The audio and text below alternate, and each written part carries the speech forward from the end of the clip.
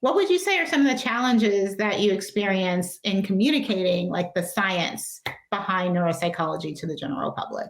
Like what are the things that you notice?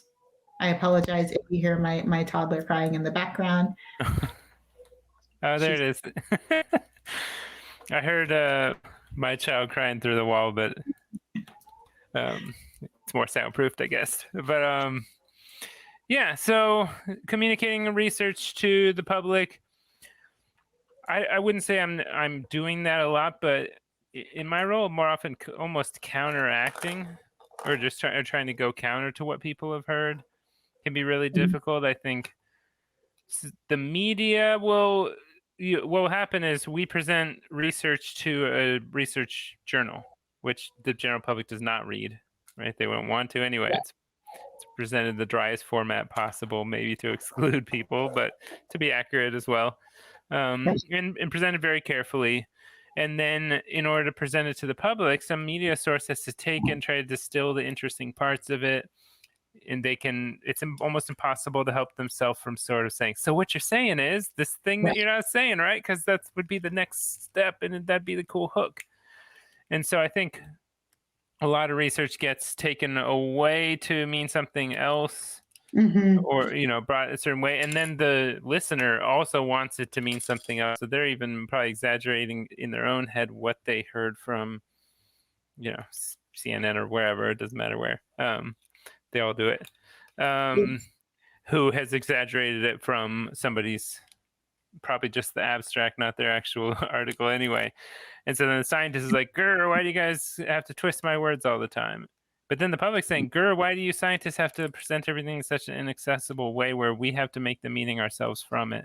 So I think this is just a greater issue that's not necessarily involved in my clinical care, but this disconnect between science and consumption of science. And it happens a lot with the brain. I'll say on my level, when I encounter it the most is panic about the effects of concussions and COVID on the brain. That they both certainly cause, and they both been, COVID's less long, but concussions were constantly under-recognized, underappreciated. And so in the spreading of this information, we got Will Smith movies, we got articles all over the place, right? Everyone's aware now. The NFL can't get out of the shadow now of their own doing for hiding it. But so now it's been blown up and put this giant spotlight on it to where every single person who ever hits their head thinks they have chronic traumatic encephalopathy. Every person who ever had COVID thinks they have every neurologic manifestation possible of it.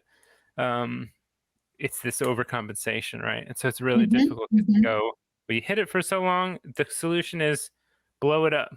And then it's way too blown up. And then I see so many patients coming in with either a mild concussion or with COVID, or there's some other things saying, my brain's broken. I can't remember anything. I know I have CTE.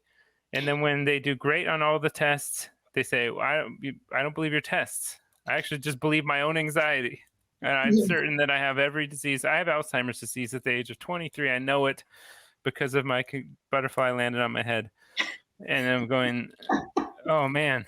And I'm not saying this is the case in general, right? We do need to listen to people. But there's somewhere the way that it's being presented in the world and the way people are hearing that.